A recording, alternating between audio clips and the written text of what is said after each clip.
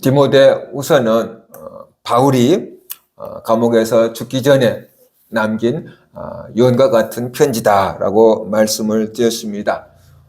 바울은 죽음을 앞에 두고 있습니다. 그런데 자기 뒤를 이었던 목회자 디모데가 지금 예전 같지가 않습니다.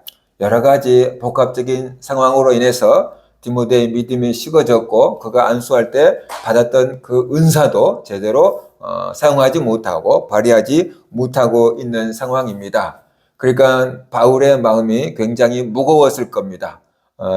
디모데가 잘 바톤을 이어받아서 훌륭하게 복음을 전하고 교회가 든든하게 세워져 가는 것을 보면 그가 감사한 마음으로 하나님 앞에 갈 수가 있었을 텐데 아들과 같은 디모데가 힘에 겨워하고 있는 것을 보니까 바울이 마음이 아팠겠지요.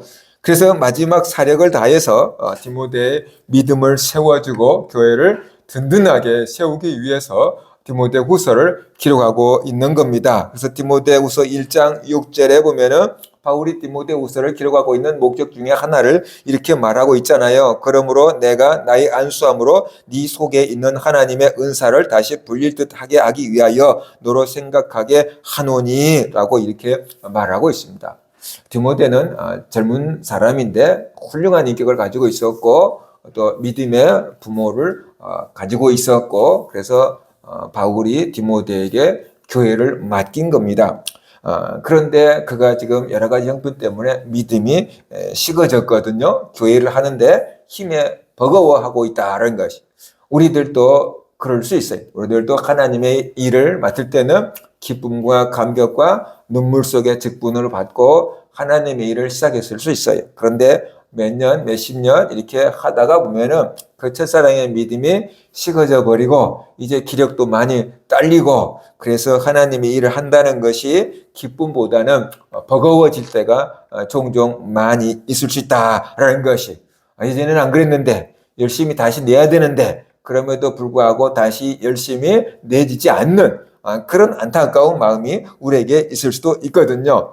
바로 디모데가 그런 것 같아요. 그래서 그런 디모데를 바울이 어떻게 이렇게 세우려고 하고 있는지 우리가 한번 살펴보고 우리도 사그라드는 그 성령의 불꽃이 있다 그러면 믿음의 열정이 있다고 한다면 다시금 불릴 듯 일어나게 할 수 있으면 좋겠다라는 생각이 듭니다.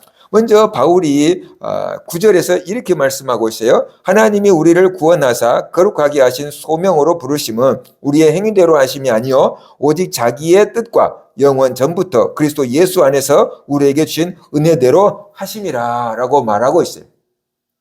그러니까 하나님이 우리를 택하고 부르셨던 그 자리부터 다시 지금 새 출발을 시키고 있는 거다라는 거죠. 지금 여기서 회복할 수 있는 가장 좋은 방법은 하나님에게서부터 나온다. 나에게서부터 나오는 게 아니고 하나님에게서부터 나온다라는 이야기를 지금 하고 있는 것입니다. 우리가 구원을 받고 하나님의 일꾼으로 부름받는 것은 내가 남들보다 잘나고 내가 남들보다 실력이 있어서 구원을 받고 부름받은 것이 아니다라는 얘기를 지금 하고 있는 거지요. 전에 사울을 한번 생각해 보세요. 사울이 그리스도 예수의 증인으로 부름을 받았는데 그는 예수님을 박해했고 성도들을 이렇게 잡아서 가두는 일을 했고 교회를 아예 없애버리려고 했던 사람이잖아요. 그런데 그가 부름받아서 사도가 됐고 예수 그리스도의 일꾼이 됐잖아요. 그것이 바울이 남들보다 잘났기 때문이냐 착했기 때문이냐 그거 아니다라는 거거든요. 오직 하나님의 은혜로 그렇게 되었다라는 것이. 그래서 하나님이 우리를 구원하사 거룩하게 하신 소명으로 부르심은 우리의 행위대로 하심이 아니요라고 말하고 있어요. 그러니까 우리가 하나님 앞에서 내세울 것도 없고 자랑할 것도 없다. 내가 남들 앞에서도 자랑할 것도 교만할 것도 내세울 것도 없다라는 것이에요. 여기서 우리는 다시 한번 중요한 것을 깨달아야 되는데 그렇다고 한다면 아무런 자격도 없는 우리를 왜 불러서 구원하셨을까? 아무런 자격도 없는 왜 우리에게 사명을 맡기셨을까라는 것이. 아니 하나님이 우리보다 우리를 더 잘하실 텐데 이왕이면 하나님께서 실력 있고 자격 있고 뭐 괜찮은 의로운 그런 사람들을 불러다가 구원하고 그런 사람들을 불러다가 하나님이 일을 시켰으면 됐을 텐데 왜 우리같이 부족한 사람들을 불러서 구원하고 하나님 일을 하게 하셨느냐라는 것이, 사람들이 사람들을 불러서 쓸 때는 능력 있는 사람을 불러서 씁니다. 왜냐 그러면 실력도 없는 사람을 불러다가 가르쳐가지고 써먹으려 그러면 시간과 비용이 굉장히 많이 들거든요. 그러니까는 경력직을 쓰는 이유가 이미 실력도 있고 경험도 있고 그냥 데려다 놓으면 교육 안 시켜도 다 할 수 있으니까 경력직을 쓰는 거예요. 그런데 하나님은 달라요. 하나님은 능력이 있어서 부른 게 아니고 하나님이 마음에 드는 사람을 불러요. 능력도 없고 실력도 없어도 하나님이 마음에 드는 사람을 불러요. 그래가지고 그가 그 일을 감당할 수 있도록 능력을 하나님이 주시는 거예요. 하나님은 누구든지 불러서 그 일을 감당할 만한 능력을 주실 수 있는 분이기 때문에 실력 있는 사람을 택하는 게 아니고 하나님이 원하시는 사람을 택하는 거예요. 사람은 그렇게 쓸 수 있는 실력이 없거든요. 그러니까는 뭐 학벌을 봐야 되고 경력 봐야 되고 그래서 쓸만한 사람인가 괜찮은 사람인가 하고 우리는 뽑는데, 하나님이 원하시는 사람을 불러다가 능력을 주어서 사용하시는 분이다. 하나님은 자격 있는 사람을 부르신 것이 아니라 부르신 사람을 자격 있게 만드시는 분이다. 그것을 우리가 알아야 돼요. 그러니까 하나님이 우리를 부르실 때는 우리가 해야 될 일은 순종하는 것이, 나는 못해요 라고 하기보다는 하나님이 감당할 힘을 주실 줄로 믿고 해볼게요. 그게 진짜로 바른 자세인 거예요. 인간적으로 보면은 나는 그런 일을 해본 적이 없어요, 그러니까 못해요 라고 할 수 있거든요. 근데 그게 정직한 모습일 수 있고 겸손한 모습일 수 있는데, 그런데 하나님께서 하라고 한다면은 그거 감당할 수 있는 힘을 하나님이 주신다는 거죠. 그러니까 하는 거예요. 모세가 광야에서 40년 동안 목동을 치면서 말도 거의 다 이제 어눌한 상태가 되었는데 애굽에 가서 바로 왕을 만나고 이스라엘 백성들을 구원하라. 그러니까 모세가 나 못해요. 내가 왜 해요? 나 말도 못하는데. 뭐 이렇게 된 거예요. 그러니까 하나님께서 말 못하게 하든 잘하게 하든 그건 내가 할 일 아니냐. 말 잘하는 네 형 아론 내가 붙여줄게. 가서 해. 그렇게 해서 모세를 위대한 지도자로 사용하신 분이 하나님이잖아요. 모세가 대단한 사람이긴 하지만 모세가 그렇게 능력을 행할 수 있었던 것은 하나님이 모세와 함께 하셨기 때문인 거예요. 그렇지 않으면 그는 목동으로 끝났을 인생이에요. 그러니까 하나님이 맡기실 때는 감당할 능력도 주실 거다라는 것을 믿고 우리가 순종하는 것, 그것이 이제 믿음인 거죠. 나를 보지 않고 하나님을 보고 순종하는 것, 그것이 믿음인 줄 믿으시기 바랍니다. 그래서 하나님께서 우리를 부르시고 하나님의 일을 맡기실 때는 하나님의 생각이 있겠지, 하나님이 역사하시겠지, 하나님이 도와주시겠지, 그런 믿음을 가지고 우리가 출발하는 것, 그것이 믿음의 태도다라고 볼 수가 있어요. 바울은 지금 디모데에게 그 얘기를 하고 있는 거예요. 하나님이 우리를 구원하신 것은 우리가 잘났기 때문이 아니다, 의롭기 때문이 아니다. 하나님께서 우리를 사역자로 세우신 것도 우리가 실력이 있어서 그런 게 아니다라고 지금 말하고 있어요. 우리는 잘난 것도 실력 있는 것도 의로운 것도 아니다 라는 얘기를 하고 있는 거예요. 그런데 하나님께서 우리를 부르셨다라는 거죠. 왜 부르셨겠느냐라는 지금 얘기를 하고 있는 거예요. 오직 자기의 뜻과 영원 전부터 그리스도 예수 안에서 우리에게 주신 은혜로 하심이라라고 말하고 있어요. 하나님의 뜻으로 우리를 불렀다는 거예요. 그 소리를 다시 말하면 하나님이 우리를 선택하셨다. 어떤 이유에서 간에 하나님께서 우리를 보고 사랑스럽게 여기셔서 선택을 하셨다. 아니 세상에 사람이 많고 많은데 왜 나 같은 것을 선택하셨을까? 그럴 수도 있는데 그건 하나님의 마음에 뭔가 끌리는 게 있었겠죠. 그러니까 하나님께서 우리를 선택하고 부르셨다. 여기에 우리가 안정감을 가질 수가 있는 거예요. 내가 하나님을 선택했다고 하면은, 생각을 해보세요. 내가 하나님을 선택했다고 하면은 내가 기분이 좋고 은혜를 받으면 하나님 사랑해요 막 하고 하나님께 가까이 붙어 있어요. 그런데 내가 기분 나쁘고 뭐 하는 일이 좀 힘들고 그러면 이제 하나님도 싫어요. 그리고 우리가 막 하나님을 떠나갈 수 있어요. 그러니까 늘 우리의 믿음이 한결 같을 수가 없다는 거예요. 사람의 마음이 한결 같기가 쉽지가 않아요. 그래서 하나님을 섬기는 그 믿음도 뭐 좋았을 때도 있고 식을 때도 있고 막 그러잖아요. 그러니까 우리가 하나님을 선택했다고 한다 그러면은 우리의 구원의 보증, 구원의 확신 갖기가 굉장히 어려워요. 내 믿음이 좋을 때는 구원의 확신이 있을 수 있어요. 근데 내 믿음 상태가 안 좋으면 구원의 확신 갖기가 어렵잖아요. 그 믿음의 근원이 나에게 있다고 한다면 말이에요. 그런데 하나님이 우리를 택하셨다는, 하나님 우리를 선택했어요. 그래서 하나님께서 우리를 붙드시고 우리를 구원하시고 우리를 사용하신대요. 그러면은 내가 믿음이 좋았을 때 택했냐? 그건 아니거든요. 내 믿음이 지금보다 없었고 내가 사는 게 지금보다 형편없었을 때, 그럴 때 하나님께서 나를 택하신 거거든요. 그러니까는 그 하나님의 선택에는 어떻게 돼요? 후회하심이 없네. 하나님의 선택하시면 후회하심이 없어요. 그러니까 하나님은 변함이 없어요. 우리를 사랑하시고 우리를 택하신 하나님의 사랑에는 변함이 없어요. 그러니까 우리가 조금 믿음이 좋았을 때도 변함없이 우리와 함께 계시고, 우리가 믿음이 조금 가라앉았을 때도 변함없이 우리를 사랑하고 계시는 거예요. 그 하나님의 사랑과 변함없음을 믿기 때문에 우리는 구원의 확신을 가질 수 있고 내 영혼이 하나님 안에서 안전함을 알 수 있게 되는 것이죠. 하나님이 우리처럼 변덕이 심하다고 한다면 우리가 구원의 확신을 가질 수가 없어요. 하나님이 마음을 바뀌시면 어떡해? 나 버리시면 어떡해? 그럼 구원의 확신을 가질 수가 없고, 평생 교회 다니고 열심히 했는데 지옥 가면 어떡해? 그럼 불안하게 살아야 될 거잖아요. 그런데 하나님은 그런 분이 아니라는 거예요. 지금보다 우리가 더 부족했을 때 우리를 택하셨고, 그 택하시면 후회하심이 없고 변함없이 우리를 사랑하시기 때문에 우리가 하나님의 사랑을 바라볼 때 우리가 안전함을 누릴 수 있고 흔들리지 않을 수 있다라는 것이에요. 그러니까 흔들리지 않는 반석 위에 서 있으면 우리가 안전한데, 그네처럼 흔들리는 것 위에 우리가 앉아 있다 그러면 안전하기가 반드시 있을 수가 없잖아요. 흔들릴 수밖에 없잖아요. 그래서 하나님이 우리의 구원의 반석이 되시는 거예요. 흔들리지 않는 구원의 반석. 하나님이 우리를 택하심. 이게 굉장히 중요한 거예요. 내가 하나님을 선택한 것도 중요한데, 내가 하나님을 선택하기 이전에 하나님이 나를 선택하신 거예요.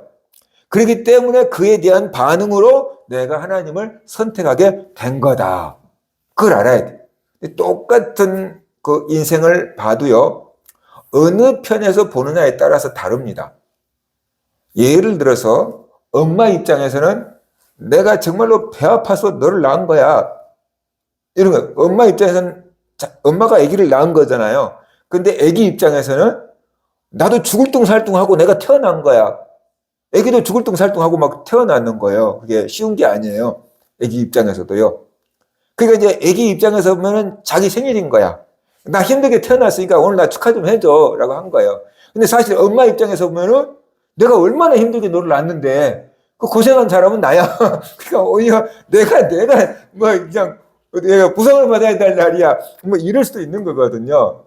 그러니까 누구 입장에서 보냐, 둘 다 틀린 건 아니잖아요. 그죠? 애기 입장에서는 애기 말도 맞고 엄마 입장에서는 엄마 말도 맞잖아요. 어느 입장에서 보느냐가 다른데, 신앙생활도 말이에요. 하나님 입장에서 보는 것과 사람 입장에서 보는 게 달라요.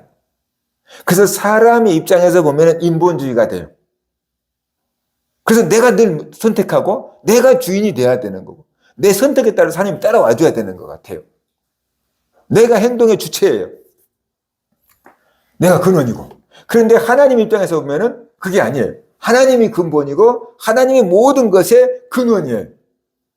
그래서 인본주의냐 신본주의냐 똑같은 성경을 가지고 보는데 다르게 볼 수 있어요. 근데 막 누가 옳고 누가 틀리다가 아니고 관점이 다르기 때문에 그런 거예요. 그래서 전도를 하자. 그러면 안 믿는 영혼을 구원해야 되니까 우리가 열심히 나가서 막 누군지 모르지만 막 전도합시다. 막 그게 사람 중심이 돼야 되는 거예요. 그런데 하나님 우리를 예정하셨습니다. 택하셨습니다. 구원하셨습니다. 이렇게 말하는 것은요, 하나님 신본주의에서 얘기하고 있는 거예요. 그래서 서로 둘과 다른 것 같으니까 자꾸만 찌그러뜨그러 싸우는데 보는 입장이 다른 거다. 성경이 뭐 틀린 걸 아니다라는 것을 우리가 알아야 되죠. 그래서 우리는 가만히 내버려두면은 자연스럽게 인본주의로 보게 돼요. 왜냐하면 나 중심으로 모든 세계를 해석하니까. 그러니까 우리는 의도적으로 성경을 읽을 때 하나님의 시선에서 하나님의 입장에서는 어떤가를 우리가 찾아보려고 애를 써야지 신본주의 시각을 갖게 되는 거고, 하나님 입장에서 성경을 보게 되고 하나님이 왜 이것을 우리에게 말씀하셨을까? 그것을 찾아볼 수 있게 되는 것이죠. 그렇지 않으면 오늘 나에게 이것이 무슨 도움이 되나 그리고 늘 인본주의 입장에서만 생각해 본단 말이에요. 하나님 뜻하고 상관없고, 그럼 내 마음대로 해석할 수가 있고. 그래서 우리가 이게 입장 차이구나, 어떤 시각에서 바라보느냐라는 것을 우리가 생각해야 돼. 그렇잖아요? 내가 하나님을 선택하면 언제든지 나는 하나님을 놓을 수 있는 사람이에요. 왜냐하면 사람의 마음은 한결 갖기가 정말 힘들어요. 아침도 다르고 저녁도 달라요. 근데 하나님이 나를 선택하고 부르셨다 그러면은 요동하지 않아요. 하나님이 나를 선택했다. 하나님 나를 사랑하신다. 변함이 없다. 그러면 우리가 흔들릴 필요가 없잖아요. 우리가 신앙생활 할 때 이런 것을 알고 신앙생활 하면 훨씬 나는 안전한 마음 상태에서 신앙생활을 할 수 있다는 것이에요. 그래서요, 오직 자기의 뜻과 그 다음에 영원 전부터 그리스도 예수 안에서 우리에게 주신 은혜로 하신 것이다. 하나님의 은혜래요. 은혜. 우리가 뭘 잘해서 받는 것은 보상이고 상이에요. 근데 아무것도 한 것이 없는데 우리에게 뭔가를 베풀어 주면은 그것은 은혜예요. 그 감사하게 우리가 받으면 되는 거예요. 근데 은혜도 받아본 사람이 받지요. 선물도 받아본 사람이 받지요. 안 받아본 사람은 못 받아요. 나 받을 자격도 없는데 부담스러워요. 그리고 안 받는 사람들이 있어요. 뭐 다른 속이 있겠지 이렇게 생각하니까 못 받는 거죠. 그래서 하나님이 주신 선물은 그냥 사랑해서 주는 거니까 그냥 받으면 돼요. 아멘 하고 우리가 받으면 돼요. 그래서 하나님의 은혜로 우리에게 구원을 주셨고 직분을 주셨다라고 말씀하고 있어요. 우리에게 구원을 주신 것은, 우리에게 직분을 맡기신 것은 부담을 주려고 하는 게 아니고 특권으로 주신 거예요. 똑같은 직분을 받는데 어떤 사람에게는 이게 부담감으로 다가오고 어떤 사람에게는 특권으로 다가올 수 있어요. 근데 내가 하나님의 은혜를 깨닫고 감사해서 하나님 일을 하려고 한다 그러면 내가 하나님 일 맡은 게 특권이 돼요. 감사해서 하는 거고 자원하는 마음으로 하게 되는 거예요. 내가 하나님 일을 할 수 있다는 게 얼마나 감사한데 그렇게 할 수 있는 거예요. 근데 내 믿음이 식어진 상태에서 하나님 일을 하라고 하면 엄청 부담스러워서 짐이 돼요, 이게. 짐이 돼. 그러니까 이제 억지로 감당하게 되고 감당하는데 기쁨은 사라져 버리고 형식만 남게 되는, 책임감만 남게 되는 그런 문제가 벌어지는 거죠. 은혜가 메말라 버리면은 모든 교회 봉사가 의무가 돼요. 의무가 돼요. 의무적으로 책임을 맡았으니까 어쩔 수 없이 하게 되는 거예요. 그러니까 내가 그 봉사를 하면서 기쁨을 누릴 수가 없게 되는 거예요. 그러면은 교회 오는 게 버거워지고 예수 믿는 게 짐스러워지는 거죠. 지금 바울이 디모데에게 얘기하고 싶은 게 뭐냐 그러면은 하나님이 너에게 베푸신 은혜를 기억하라는 거죠. 하나님이 너를 택하셨고 너에게 사명을 맡기신 그 은혜를 기억하라라는 것이, 사명을 감당하라가 아니고 은혜를 기억하라라는 거예요. 은혜를 잊어버리지 말고 은혜를 기억하라. 그러면 사명을 감당할 수 있는 힘이 생길 거다라는 뜻이거든요. 근데 지금 디모데는 은혜를 기억한 게 아니고 현실을 묵상하고 있거든요. 어려운 현실을 묵상하고 있는 거예요. 힘든 현실을 묵상하고 있으니까 믿음이 식어지고 은사를 사용하지 못하게 되시니까 하나님께서 너를 택하시고 너를 사명자로 부르셨는데 잘나서 부른 게 아니고 하나님의 은혜로 부르신 거다. 너에게 사명을 감당하라고 준 것은 특권으로 주신 거다. 그러니까 하나님의 은혜를 기억하라. 예전에 어떤 축구선수가 그렇게 얘기를 하더라고요. 국가대표 감독에게서 자기에게 전화가 딱 온다. 그러면은, 야, 내가 이번에 국가대표로 뽑히는가 보다. 라고 생각하고 엄청 기대하는 마음을 갖고 전화를 받는다는 거예요. 국가대표로 모집할 때가 있을 거 아니에요. 그 무렵에는 그게 선수들이 기대감을 갖고 있는가 봐요. 근데 그냥 그 국가대표 감독님한테서 전화가 오면은, 야, 내가 국가대표가 되는구나. 그래서 그 태극마크 하나 단다는 것이 운동선수들 입장에서는 어마어마한 긍지고 자부심이고 자랑이잖아요. 물론 어깨가 무겁겠죠. 내가 국가대표로 나가서 국기를 선양해야 되니까 짐도 무겁겠지만 인간적으로 보면 가문의 영광인 거죠. 그처럼 우리가 하나님의 일꾼으로 부름받는다는 것, 한편에서는 무거운 짐이기도 하지만 한편에서는 엄청난 기회가 주어진 거고 엄청난 특권으로 하나님이 주신 거다라는 것이. 하나님은 우리를 구원하실 때는 하나님 우리를 사랑하신다는 거고 하나님 우리를 책임져 주겠다는 거고 하나님이 함께해 주겠다는 것이 포함되어 있어요.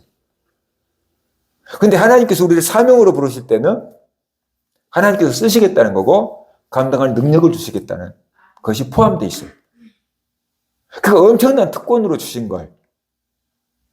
근데 이것을 우리가 특권으로 계속 일하고 은혜로 감격으로 일한다 그러면 천국에 가서 상을 받을 것이 되는데 어느 순간 영적인 에너지가 소진돼 가지고 이게 버거운 짐이 되거든요.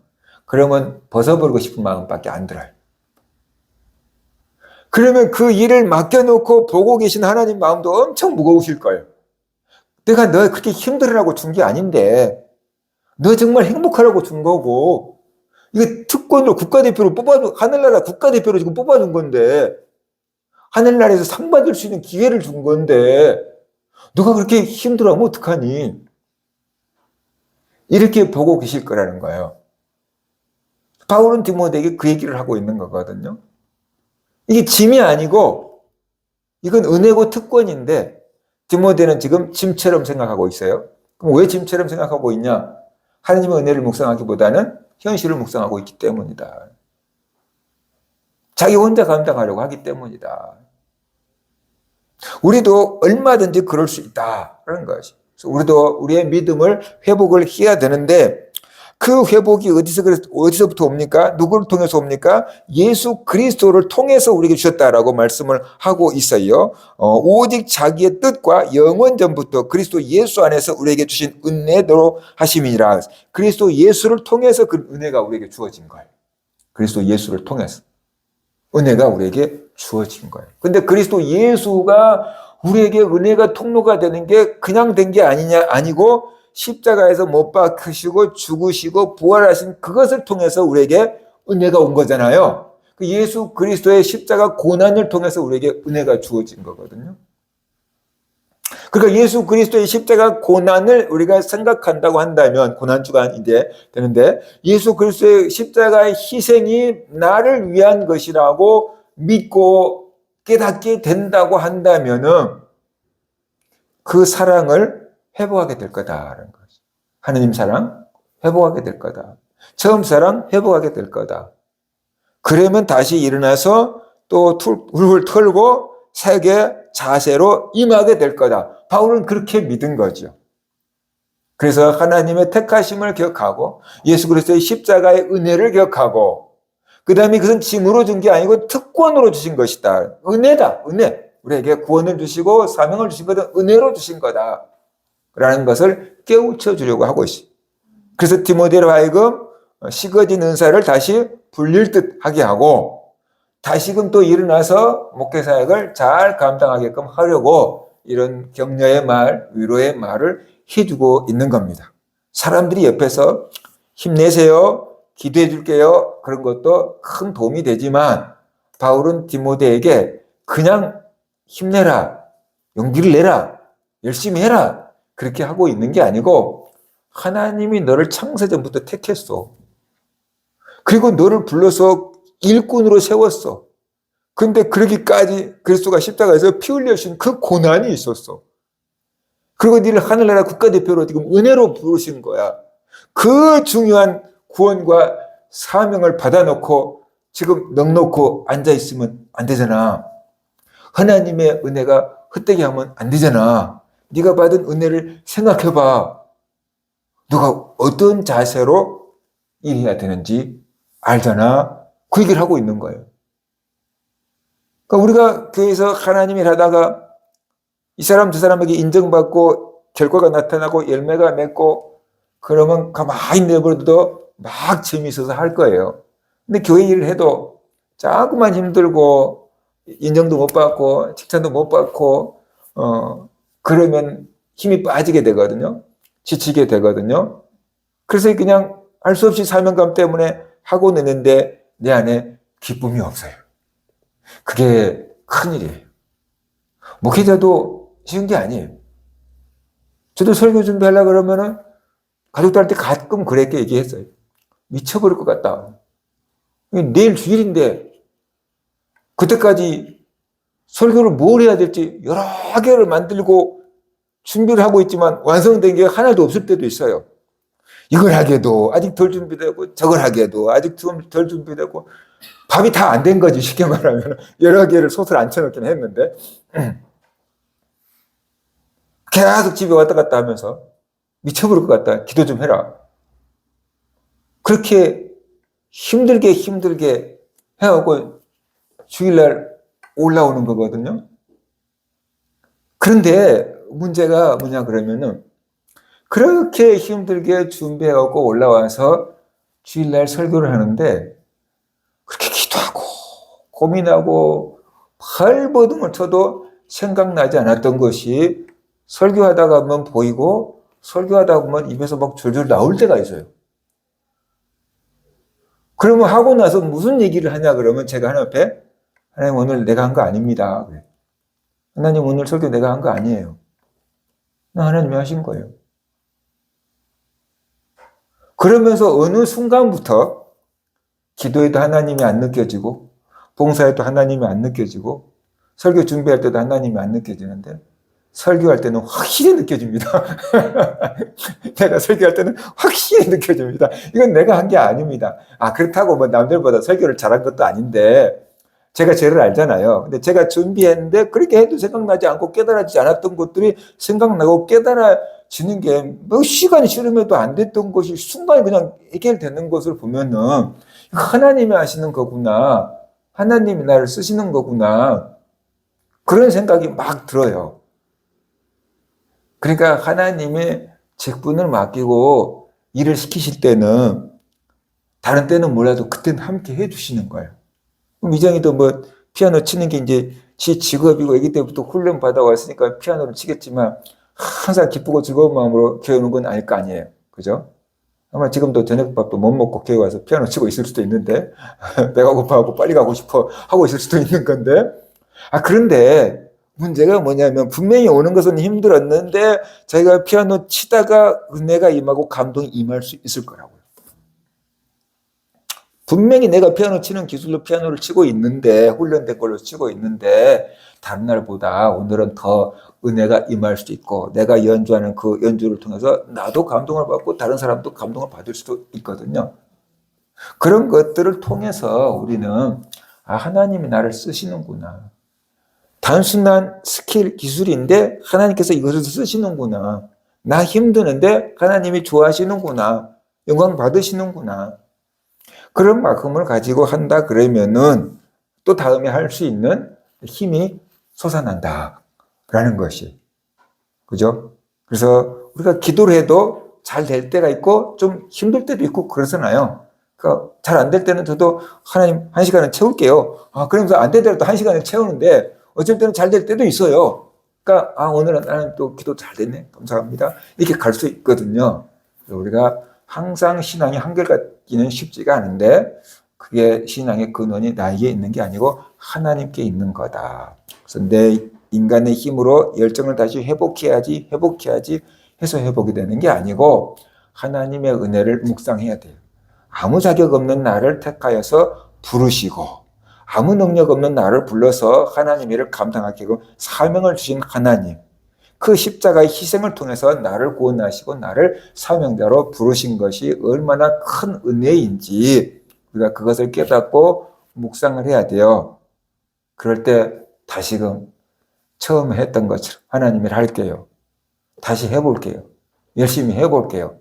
그런 마음의 자세가 될 줄로 믿습니다. 바울은 디모데가 그렇게 되기를 소원해서 이런 글을 쓰고 있으니까 이것이 디모데에게만 주신 게 아니고 우리에게도 주신 거구나. 그런 것을 깨닫고 이런 방향으로 믿음을 회복하고 열정을 회복하는 그런 성도님들 되시기를 주의 이름으로 축원합니다.